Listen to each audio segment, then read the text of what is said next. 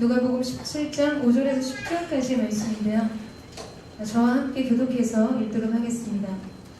사도들이 주께 말했습니다. 우리에게 믿음을 더해 주십시오. 예수께서 말씀하셨습니다. 너희 믿음이 이것이 하나님 만큼 말고 이분과 우리의 둘째보다 나의 신부라 나타나 너희에게 수고할 것이다. 너희 중 한 명에게 밭을 갈거나 양을 치는 종이 있다고 하자. 그 종이 들에서 일하고 돌아오면 그에게 들어와 앉아 먹어라 하겠느냐. 오히려 내 저녁을 준비하고 내 길을 두고 내가 다 먹고 마신 동안 내 시중에 들어가 그러고 나서 너도 먹어 마셔라 하지 않겠느냐. 자기가 말한 대로 종이 했다고 해서 주인이 그에게 고맙다고 하겠느냐. 이와 같이 우리도 명령받은 대로 다 마치고 나서 우리는 쓸모없는 종입니다. 그저 할 일을 했을 뿐입니다. 라고 말해야 합니다. 아멘. 할렐루야. 우리 가운데 신실하신 주님의 이름을 찬양합니다. 다시 한번 그 영광과 합당하신 주님 앞에 존귀한 박수를 나가겠습니다. 오늘도 새로이 하시고 우리의 영혼을 새롭게 하실 주님의 이름을 찬양하고 기도합니다. 아멘. 여러분, 하나님은 변함없이 우리 가운데 신실하시고 참 좋으신 분이십니다. 믿으십니까? 네, 인류의 역사 속에 우리를 향한 하나님의 사랑은 단 한 번도 중단된 적이 없고 변한 적이 없습니다. 이 사실을 믿으시죠? 우리의 인생의 문제는 하나님의 사랑의 여부에 있는 것이 아니라 그 사랑을 믿는 우리의 믿음의 여부에 있습니다. 사람은 하나님의 사랑을 아는 만큼 자유를 누리게 되어 있죠. 그 하나님의 사랑을 누리는 만큼 평안을 경험하게 됩니다. 우리의 삶에 찾아오는 수많은 두려움과 낙심과 이 절망과 불안의 문제는 우리가 그 사랑 안에 있지 않음을 반증해주고 있는 증거입니다. 저는 오늘 저와 여러분이 오늘 하나님의 사랑의 확증 안에서 믿음으로 그 놀라운 평강과 은총을 누리는 은혜가 있게 되기를 주님의 이름으로 축원합니다. 저는 이번 주 주의 말씀을 청종하되 우리가 그 말씀을 바르게 듣는 일이 얼마나 중요한지를 아는 시간이 있었습니다. 목요일에 있었던 누텔라 저희 목요 순장 모임 시간이었어요. 제가 이 티칭을 열심히 하다 보니까 점점 이 실내 온도가 높아지고 있다는 사실을 느꼈습니다. 좀 덥다는 생각이 들었어요. 그래서 제가 이제 우회적으로 이제 리더십들에게 지금 좀 덥지 않나요? 라고 질문을 건넸습니다. 여러분, 이 말은 곧 MC단에게 지금 좀 덥기 때문에 에어컨 온도를 조절해 달라는 사인이었죠. 역시나 센스가 있는 MC단이 서로를 한번 쳐다보더니 이 부대표 MC인 현우 MC가 자리에서 일어났습니다.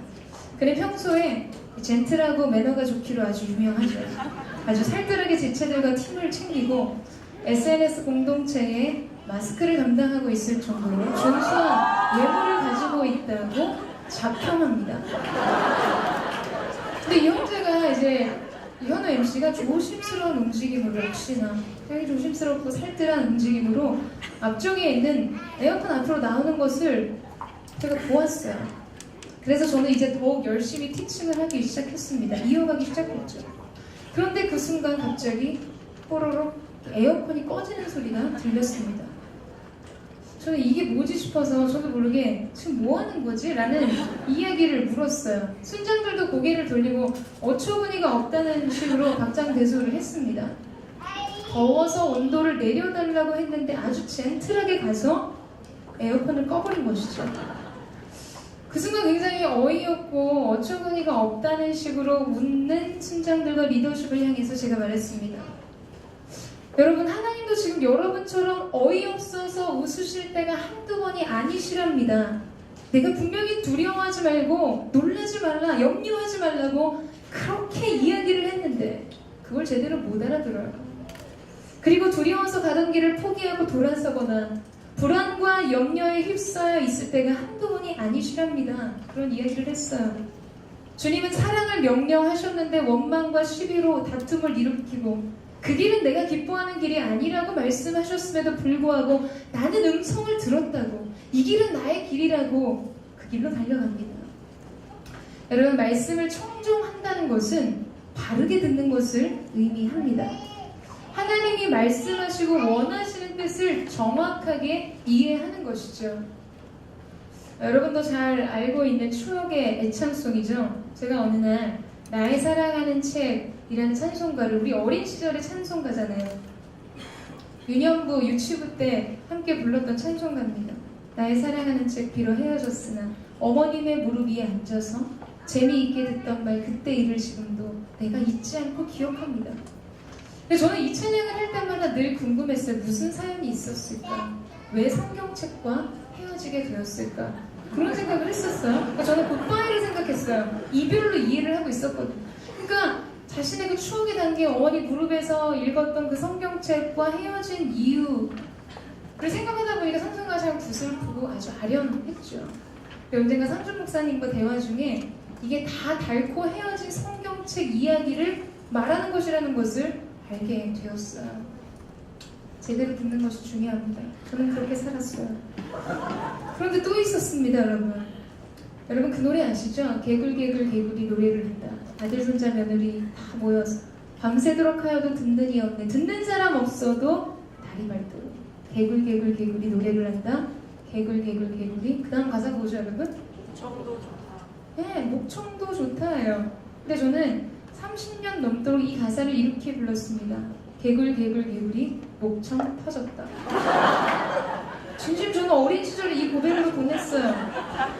이제 저의 다음 세대 조카의 노래 속에서 이것을 굉장히 긍정적인 메시지로 재해석하며 부르고 있습니다. 들리는 대로 듣는 것이 다가 아니라는 것이죠. 여러분, 잘 듣는 것이 바르게 듣는 것입니다.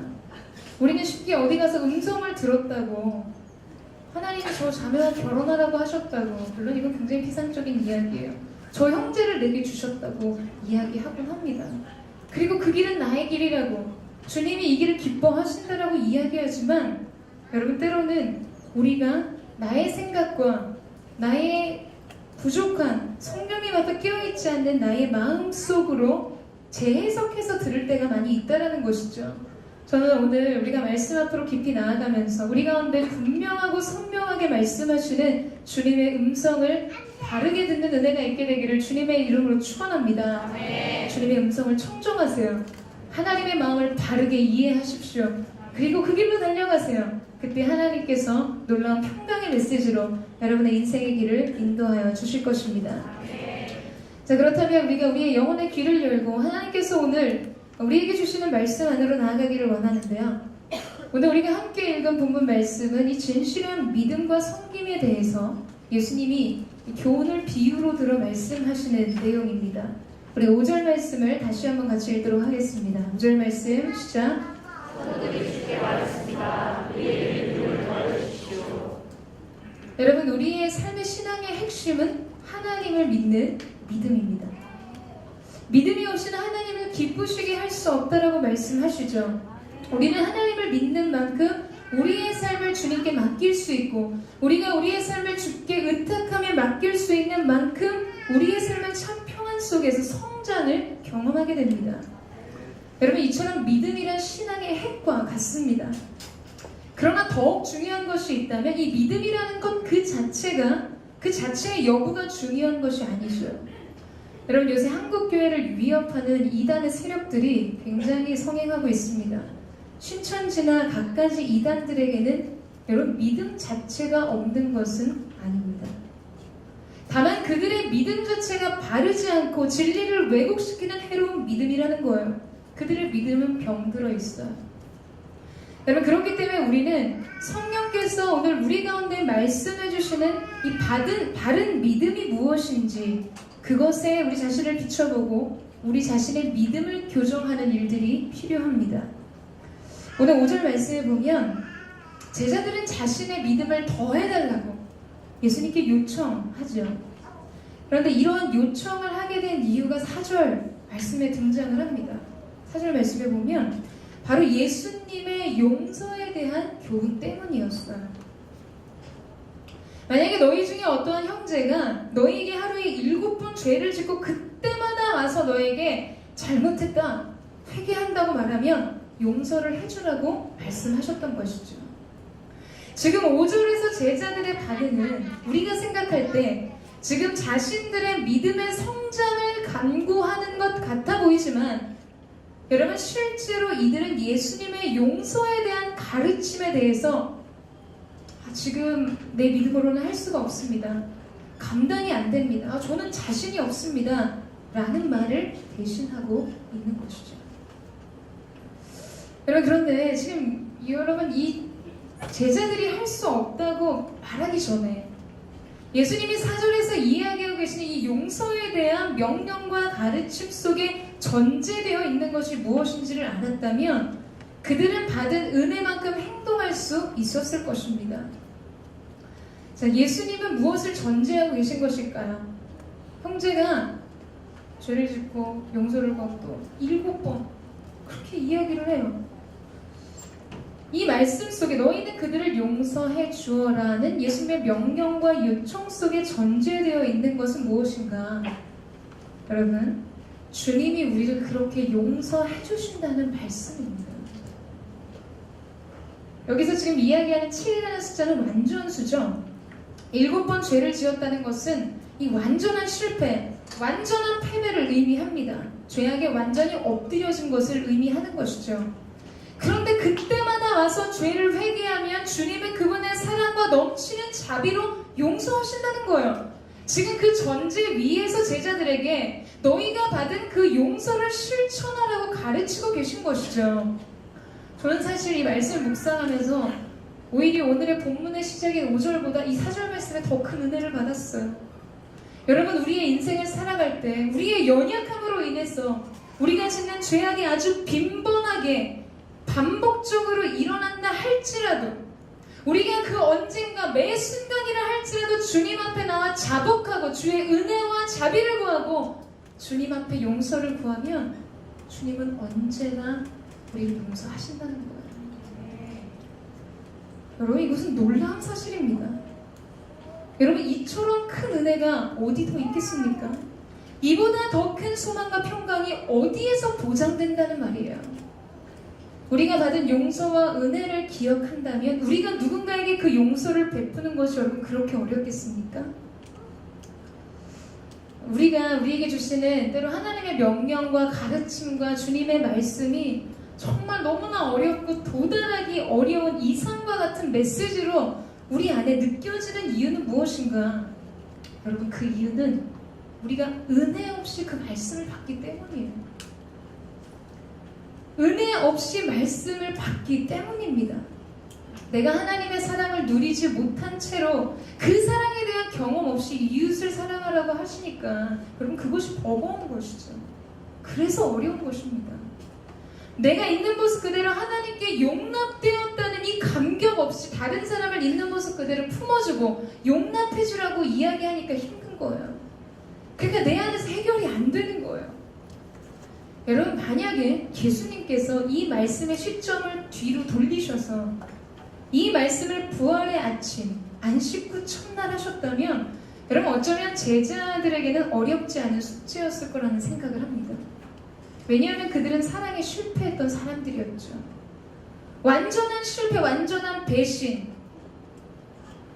뼈아픈 실수. 그러나 그들을 맞아주시는 주님의 변함없는 아가페의 사랑을 진실로 경험했기 때문에 내가 받은 용서가 무엇인지, 사람은 누구나 실수하고 실패할 수 있는 연약한 존재라는 사실에 대한 경험, 나를 용납하신 그 사랑 때문에 나도 누군가를 용납할 수 있는 넉넉함이 생기는 것이죠. 사랑하는 여러분, 우리에게 주님께서 무언가를 요구하시는 주님의 명령 속에는 언제나 은총이 함께 깃들어 있습니다. 여러분, 이 사실 믿으세요? 이 숨은 그림과 같이, 동전의 양면과 같이 그것은 언제나 함께 우리 가운데 주어지는 것이죠. 때로는 하나님의 분노와 저주의 메시지가 있을 때 그것은 함께 회복을 촉구하시고 주께로 돌이켜 돌아오면 내게 정녕 소망이 있을 것이라는 축복의 메시지가 함께 서려 있다는 거예요. 저는 저와 여러분이 주님의 사랑과 그 깊은 용서를 경험하고 누림으로 주님이 요청하시는 말씀 앞에 아멘으로 화답할 수 있는 믿음의 능력이 있게 되기를 주님의 이름으로 축원합니다. 은혜 없이 말씀 앞에 나가니까 힘든 거예요. 임재 없이 그 말씀을 이루려고 하니까 어려운 것이죠. 주님에게 새 은혜를 구하십시오. 하나님의 임재 안으로 들어가세요. 그렇다면 우리에게 모든 것이 가능해질 것입니다. 근데 아직 이 사랑에 의거한 용서에 전무했던 제자들은 내게 믿음을 더해달라고 주님 앞에 요구하죠. 그런데 생뚱맞게 우리 주님은 동문서답으로 응답하십니다. 6절 말씀을 다시 한번 읽어볼까요? 6절 말씀 시작.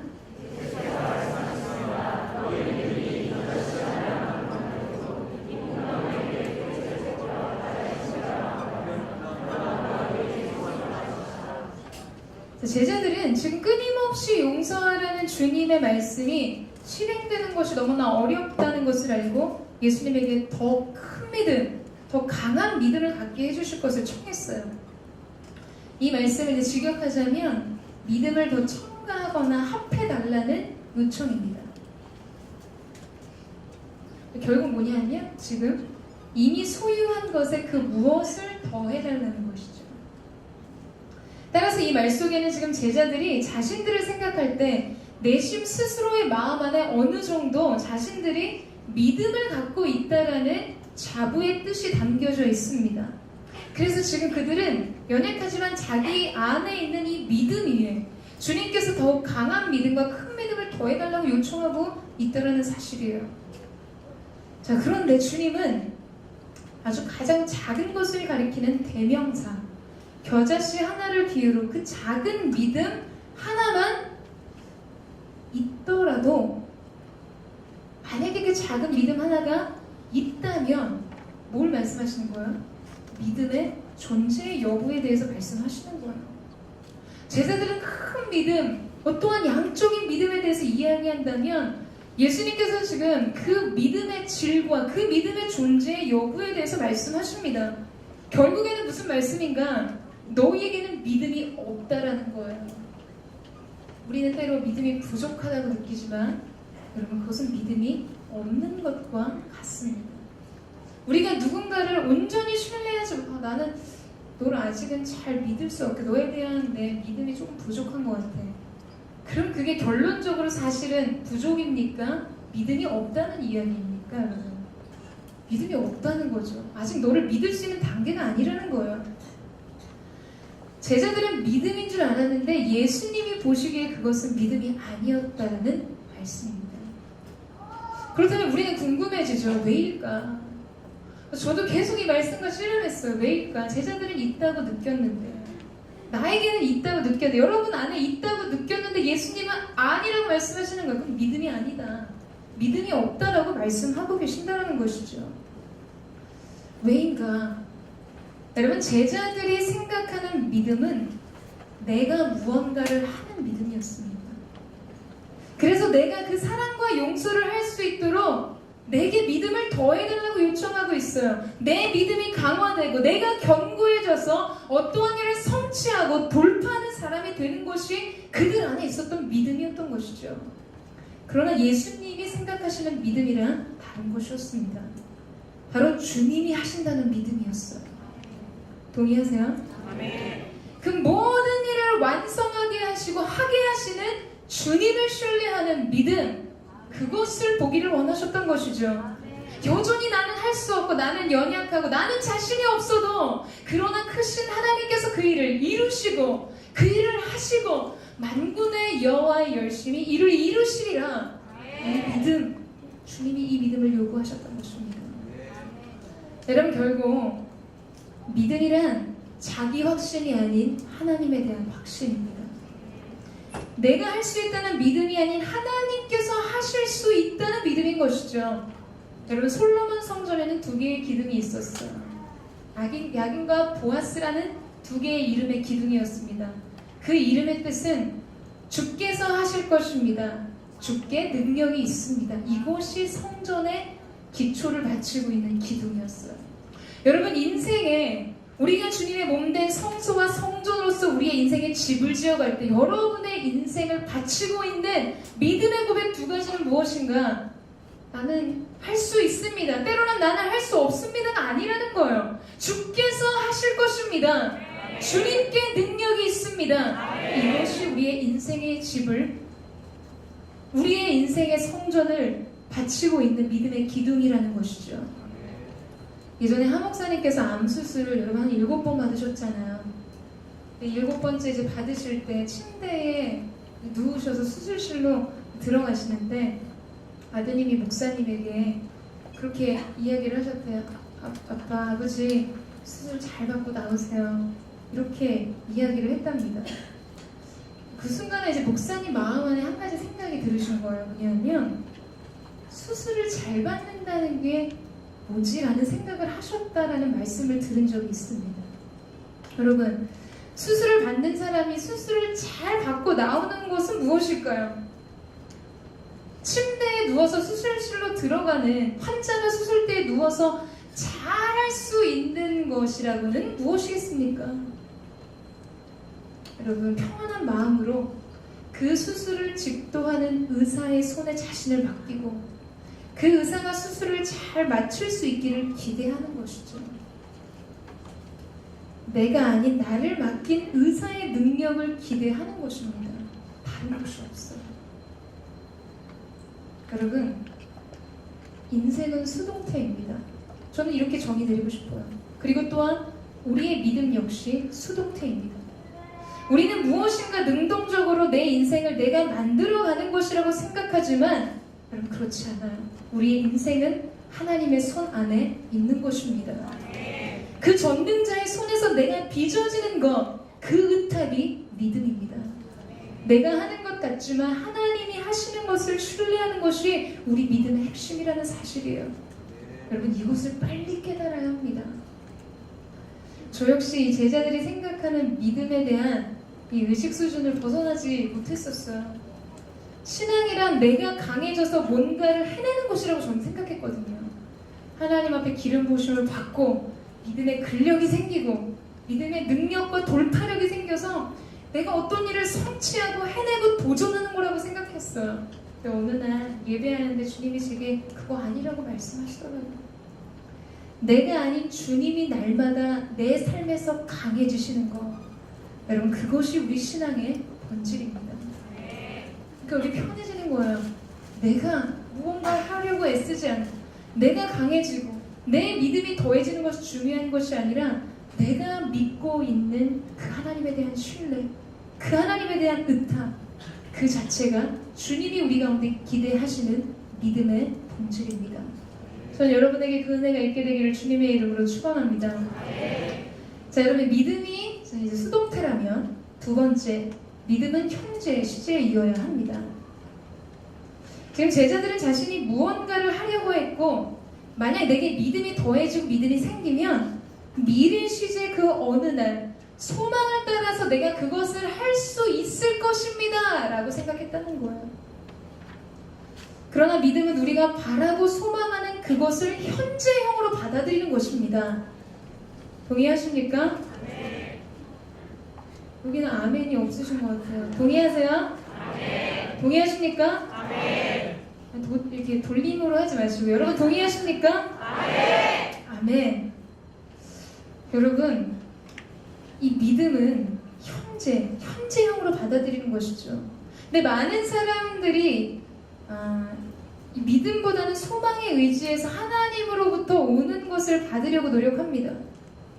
그렇기 때문에 우리는 때로 하나님의 일하심과 공급하심을 경험하지 못할 때가 많이 있어요. 우리가 기억해야 할 것은 무엇인가? 믿음은 현재 시제이고 소망은 미래 시제입니다. 믿음은 하나님의 역사가 일어나기를 바라고 기대하고 고대하는 것이 아니에요. 믿음이란 지금 그것이 현재 이미 내게 주어진 것으로 응답된 것으로 여기는 것입니다. 이 믿음에 대한 이야기를 하는데 아멘이 이렇게 화답이 적으면 어떡해요? 이미 받은 줄로 여기는 것이라는 거죠. 아멘. 그래서 앞선 감사를 선포하는 것입니다. 제가 예전에 믿음으로 여는 은총의 자리라는 설교를 하면서 그런 이야기를 했었죠. 기도의 현장에서 성취의 현장을 맛보는 것, 그것이 믿음의 기도라고 했어요. 아직 내 눈에 보이는 증거가 없어도 생생한 현실로 그것을 받아들이는 믿음이 필요하다는 것이죠. 마가복음 11장 13절 말씀에 보면 하나님을 믿으라 내가 진실로 너희에게 이르노니 누구든지 이 산들로 들리어 바다에 던지으라 하며 그 말하는 것이 이룰 줄 믿고 마음에 의심하지 아니하면 그대로 되리라. 그러므로 내가 너희에게 말하노니 무엇인지 기도하고 구하는 것은 받은 줄로 믿으라. 그리하면 너희에게 그대로 되리라. 아멘. 여기에서 중요한 한 가지 말씀이 있어요, 여러분. 받을 줄로 믿는 것이 아니라는 것입니다. 이미 받은 줄로 믿으라는 사실이죠. 이 두 가지에는 엄청난 차이가 있다는 거예요. 우리 믿음의 시제를 미래 시제에서 현재 시제로 가져와야 하는 능력이 필요합니다. 이것이 얼마나 중요했냐면 예수님은 이 요청을 베다니의 마르다에게도 동일하게 하셨어요. 우리가 잘 아는 사건처럼 그의 오라비 나사로가 죽었을 때 뒤늦게 베다니로 예수님이 찾아오시죠. 예수님에게 마르다는 눈물로 호소합니다. 주께서 만약에 여기 계셨다면 내 오빠가 이렇게 되지 않았을 것입니다. 주님이 계신 곳에 역사가 있다라는 믿음이 있었어요. 그리고 고백하죠. 이제라도 주께서 하나님께 구하시면 하나님이 그것을 들어주실 줄로도 믿습니다. 믿음의 고백 또한 드립니다. 그때 주님이 말씀하세요. 내 오라비가 다시 살리라. 마르다가 응답합니다. 마지막 날 부활의 날에는 다시 살 줄을 내가 아나이다. 마르다는 여전히 지금 믿는다라고 재차 예수님께 얘기했어요. 여기 계셨더라면 이렇게 되지 않았을 거예요. 주는 살아계신 하나님의 아들이십니다. 주님께 능력이 있습니다. 믿음이 있었어요. 그러나 예수님의 선포, 믿음의 선포, 대언의 말씀 속에서 그의 고백은 무엇이었는가? 여러분, 마르다는 멀리 있는 진리를 믿는 데에는 주저함이 없었습니다. 그는 장래의 부활을 믿었어요. 언제인가는 모르지만 마지막 날에 진리를 믿고 있었습니다. 그러나 중요한 한 가지, 그에게 없었던 것은 무엇인가? 그의 가까이에 있는 진리는 믿지 못했습니다. 주께서 지금 여기에 내 오라비가 다시 살 것이라고 하신 말씀에 대해서는 믿음이 없었어요. 믿음이 부족했다는 것이죠. 여러분, 우리 역시 그렇지 않습니까? 우리 역시 그 언젠가 하나님께서 내 인생의 문제를 해결해 주시고 회복을 주시고 온전케 하실 것이라는 아주 막연한 미지의 믿음을 안고 살아갑니다. 꿈과 약속이 성취되는 그날을 바라보고 기대하죠. 여러분, 그러나 이것은 소망이지 믿음이 아닙니다. 믿음이란 전능하신 하나님이 오늘 지금 여기에 이 시간 우리 안에서 역사하실 수 있다는 현재적인 고백이에요. 지금 주님이 그것을 우리 가운데 요구하시고 원하고 계신다라는 사실입니다. 지금 비록 내 눈에 그 실체가 보이지 않아도 그 실제를 믿는 것이죠. 여러분, 산모가 태아를 임신했을 때 우리 눈에는 아직 그 아이가 보이지 않잖아요. 그러나 이미 생명이 시작됐음을 우리는 의심하지 않습니다. 여러분, 이와 같다는 거예요.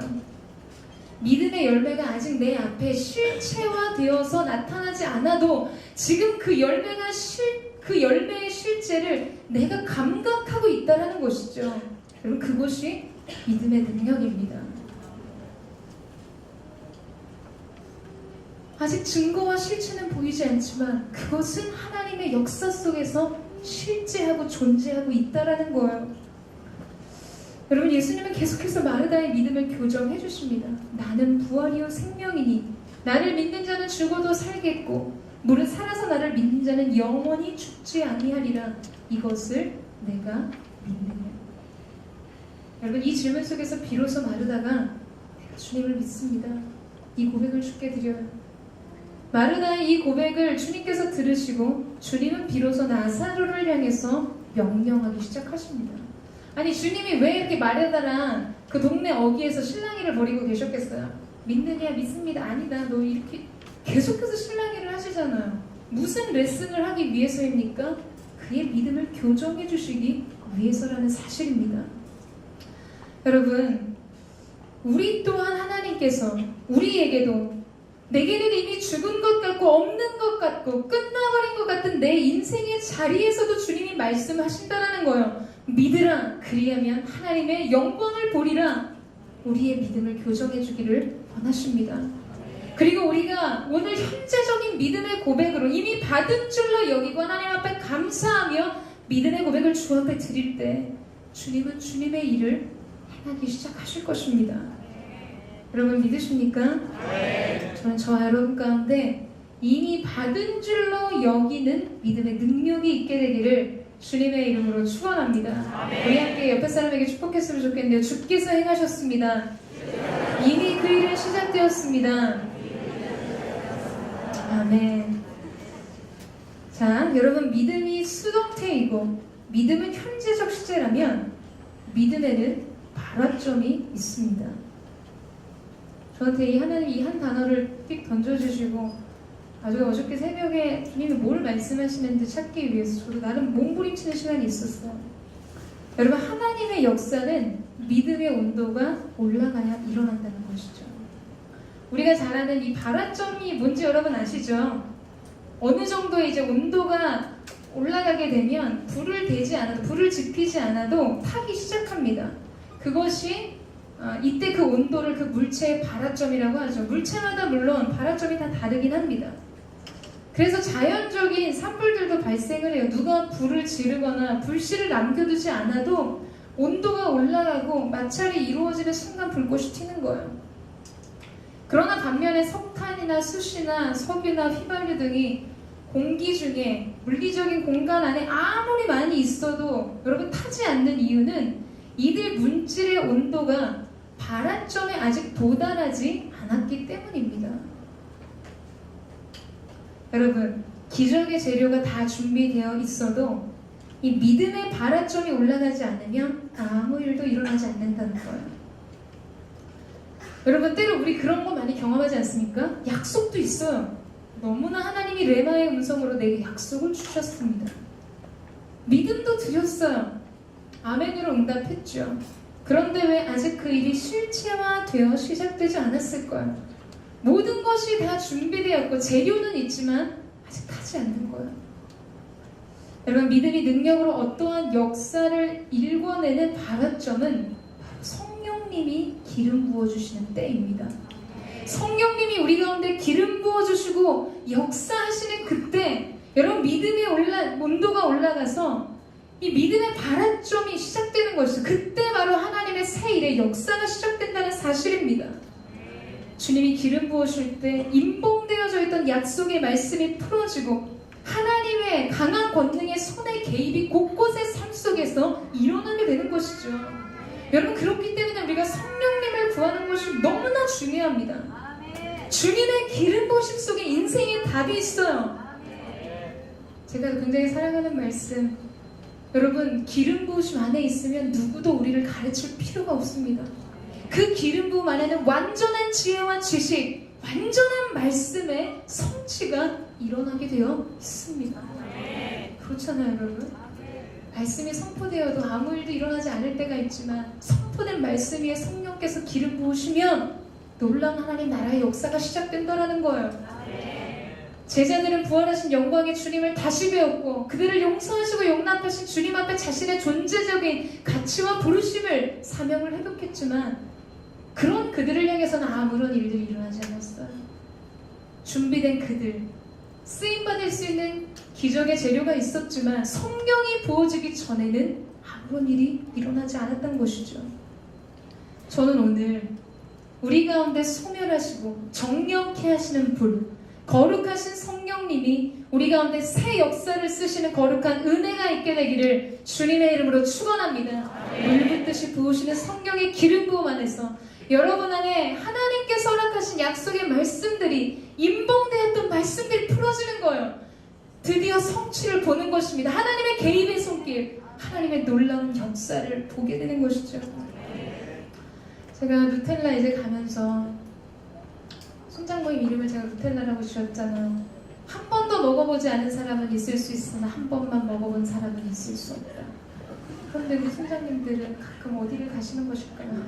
궁금할 때가 있는데 제가 이제 사무실에서 말씀 준비하고 그 찬양 들으면서 이렇게 가고 있었어요.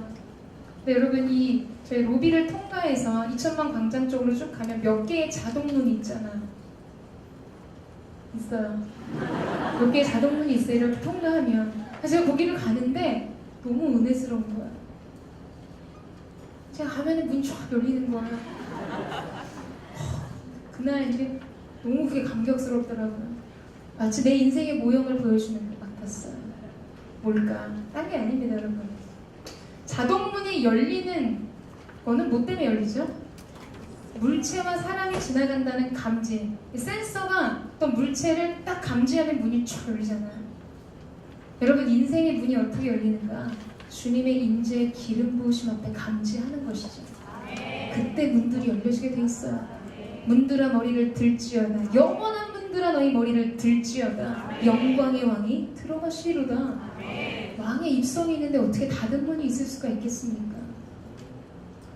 여러분, 기도하세요. 기름 부으심, 하나님의 임재 안에 있으면 우리 앞에 결코 닫힌 문이 있을 수가 없습니다. 대통령이 지나가면 여러분 신호등 다 제어하잖아요. 빨간불 있을 수 없어요. 내 길을 누가 막으려느냐. 그냥 쾌속으로 지나갑니다.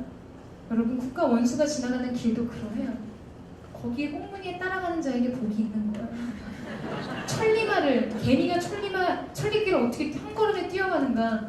천리마 꽁지에 붙어가면 됩니다. 우리의 인생이 어떻게 열린 문, 열린 대로, 시온의 대로를 달려가는가. 내 길에 주님이 함께 하시면 되는 거예요. 그러면 인생이 모든 닫혀있던 문들이 열리고 막혔던 것들이 파쇄되는 은혜가 있을 것입니다. 여러분, 기도하세요. 오늘 성령께서 우리 가운데 기름 부어주실 때 우리의 인생의 회복의 문, 관계의 문, 가정의 문제들의 모든 문, 닫혀있었던 진로의 모든 문들이 열려질 줄로 믿습니다.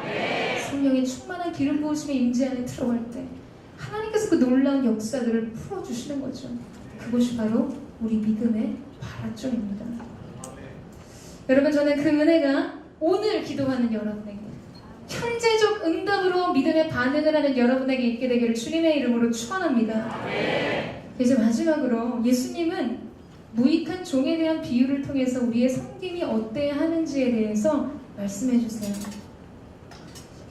한 종과 주인의 모습을 보여주시죠. 밭을 갈고 양을 치는 종이 있는데 그가 돌아오면 먹고 쉬어라 라고 말하지 않고 먼저 주인의 식탁을 수종들게 한 다음에 자기의 음식을 먹는 것이 마땅하다고 말씀하십니다.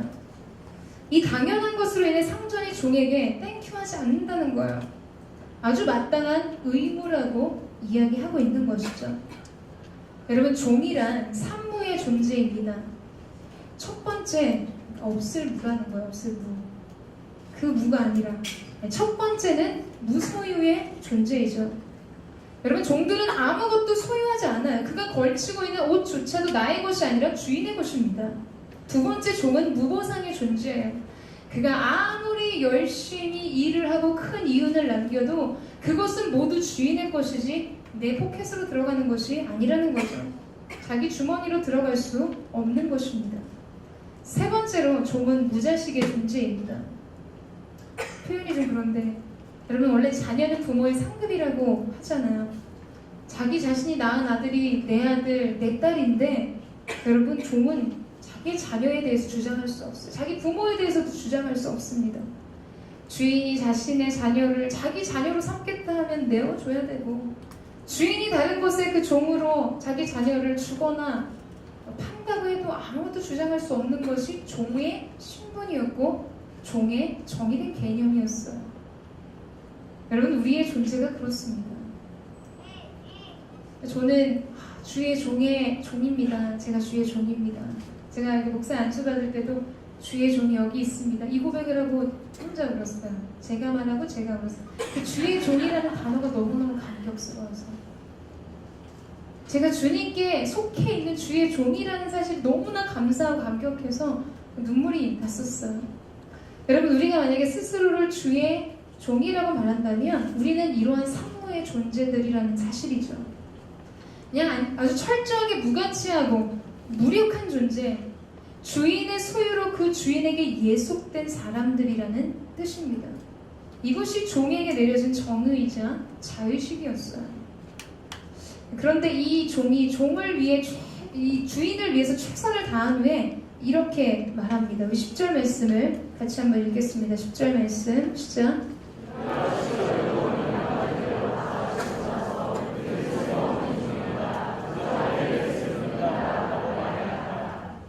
여러분, 종의 인생과 운명이 무엇으로 결정되는지 아세요? 그가 어떠한 주인을 만나느냐에 따라 그의 인생이 달라지는 거예요.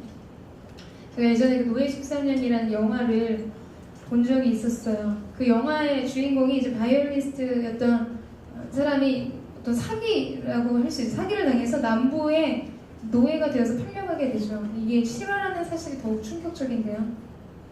인권이 완전히 무시된 모습이었습니다. 그런데 그 와중에서도 그가 주일마다 예배를 드리고 성경을 강론하는 주인을 만났을 때는 이 주인으로부터 바이올린을 선물로 받죠. 그리고 파티에 초대돼서 연주를 하게 돼서 너에게 품삯을 주면 그것은 네가 가져라, 이러한 이야기를 합니다. 그를 위험과 위협으로부터 구해주기도 하고 그를 굉장히 따뜻하게 대하고 그의 재능과 능력을 인정해주고 격려해줘요. 자기의 재능을 발휘할 수 있도록 해줍니다. 그런데 어떤 사건을 통해서 그의 안위를 위해서 이 주인이 이 주인공을 다른 집에 보내게 돼요. 그리고 그의 지독한 불행과 끔찍한 노예로서의 삶이 시작됩니다. 단 한 가지 사실이 바뀌었어요. 뭐였냐면 그를 소유한 주인이었습니다. 무자비하게 채찍질하고 자기 즐거움을 노기르기로 삼는 주인에게 예속되자마자 종의 운명이 완전히 갈리는 것이죠. 자, 여러분, 우리가 이 사실을 비춰서 알 수 있는 것이 있다면 우리의 삶의 주인 되신 주님은 선하신 분이라는 사실이에요. 우리는 종이라고 표현하지만 그분은 인자와 자비가 영원하신 하나님이세요. 이것은 하나의 비유로 지금 우리 가운데 말씀하시는 것일 뿐입니다. 오늘 종이 최선을 다하고도 자신은 유익한 사람이 아니라는 이 고백을 하는 것은 여러분 단순히 자아 비판이나 자멸감에서 찬순과 같이 내뱉는 그런 말이 아닙니다. 이것은 은혜를 아는 자의 겸손이에요. 나의 작음을 알고 그분의 크심을 아는 사람이 드리는 믿음의 고백입니다. 내 주인의 사랑과 자비를 알기에 내가 할 수 있는 고백인 것이죠.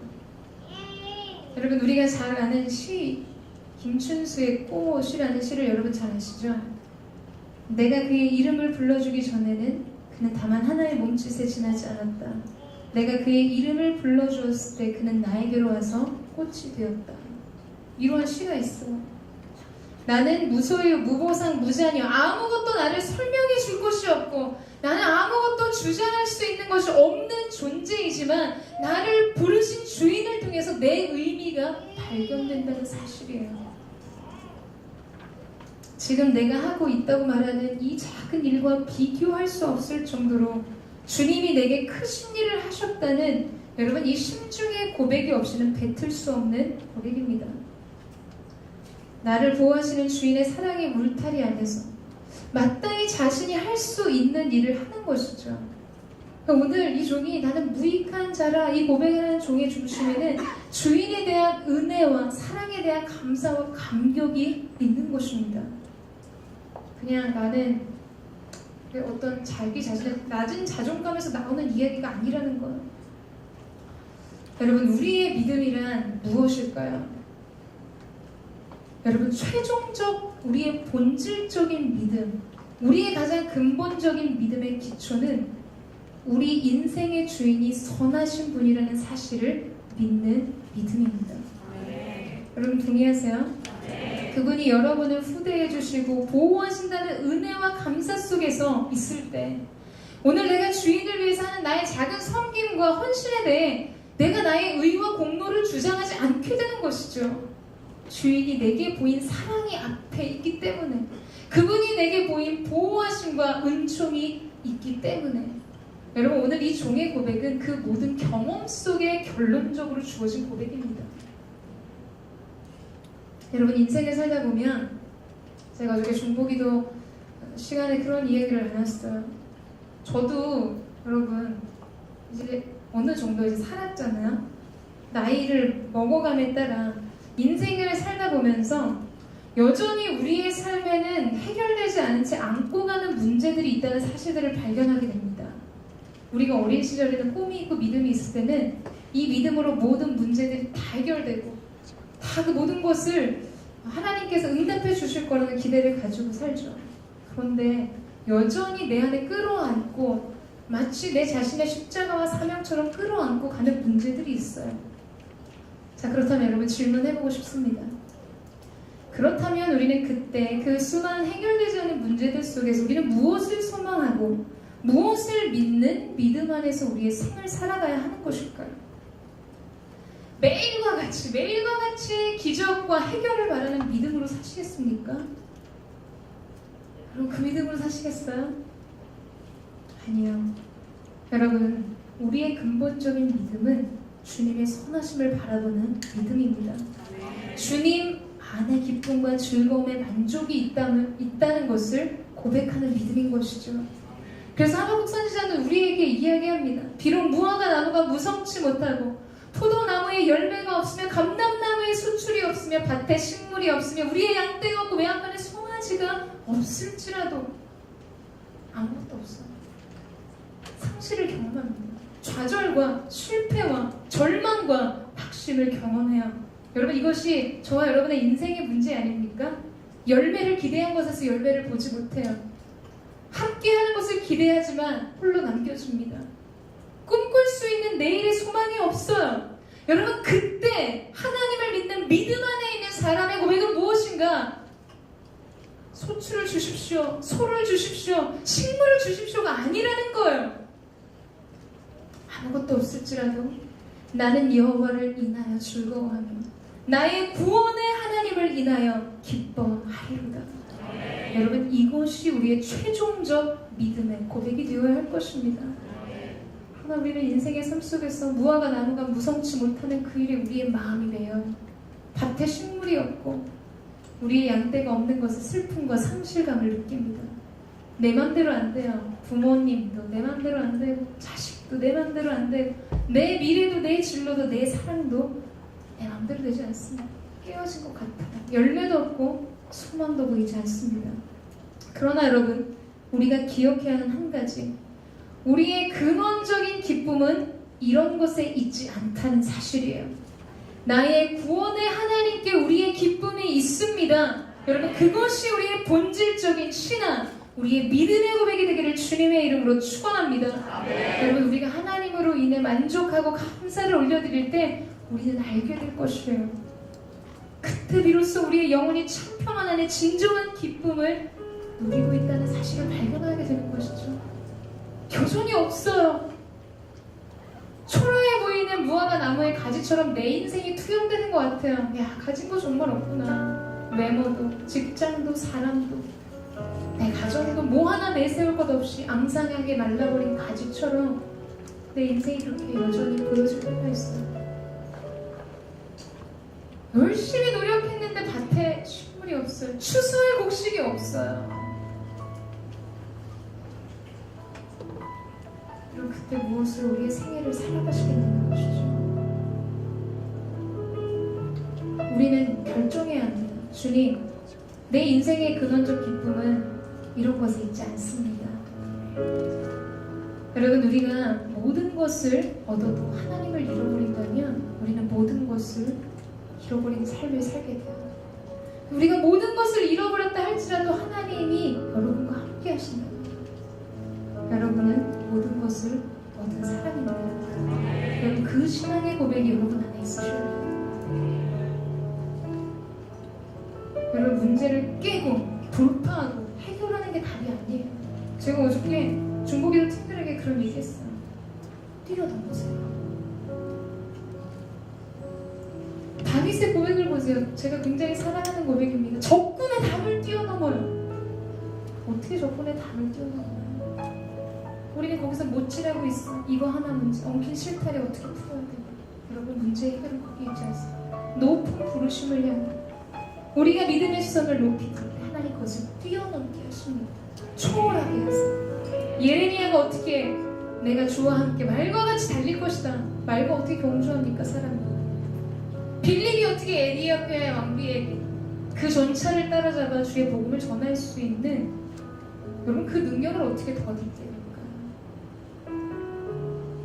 기쁨의 근원을 어디에 두기를 원하십니까, 여러분? 주님께 두세요. 주님 한 분으로 기뻐하고 주님 한 분으로 만족해하고 우리의 인생의 주인 되신 주님의 선하심을 신뢰하며 평안의 길을 가십시오. 은혜를 아는 겸손 속에 믿음을 고백하는 여러분이 되시기를 저는 주님의 이름으로 축원합니다. 여러분, 저도요 굉장히 슬픔이 많은 아이였어요. 아픔도 많았고 상실감도 많이 있었습니다. 그러나 제 인생을 향한 하나님의 비전과 하나님의 계획을 발견하는 순간 저는 더 이상 제 삶의 문제를 보지 않았어요. 여러분, 이거는 뭐 온전한 고백이라고 할 수 없겠죠. 때로는 믿음의 시선이 떨어지면 그 안에 함몰된 자신을 볼 때도 있죠. 그러나 여러분, 높은 부르심, 여러분을 부르시는 높은 부르심, 그 부르심을 주목할 때 그럼 더 이상 내 삶의 문제는 문제가 되지 않습니다. 주님과 함께 가세요. 적군의 담을 뛰어넘는 인생을 사십시오. 모든 것을 초월하는 믿음의 사람이 되세요. 이것이 여러분의 신앙의 핵심입니다. 이 시간에 우리가 주님 앞에 기도하며 나갔으면 좋겠는데요. 주님이 나의 기쁨, 나의 소망, 나의 은혜, 나의 모든 것이 되십니다. 우리가 그 하나님을 소망하며 그 하나님 앞에 우리의 믿음을 고백하며 나아가기를 원합니다. 우리 함께 찬양하며 주님의 보좌 가운데로 나아가겠습니다.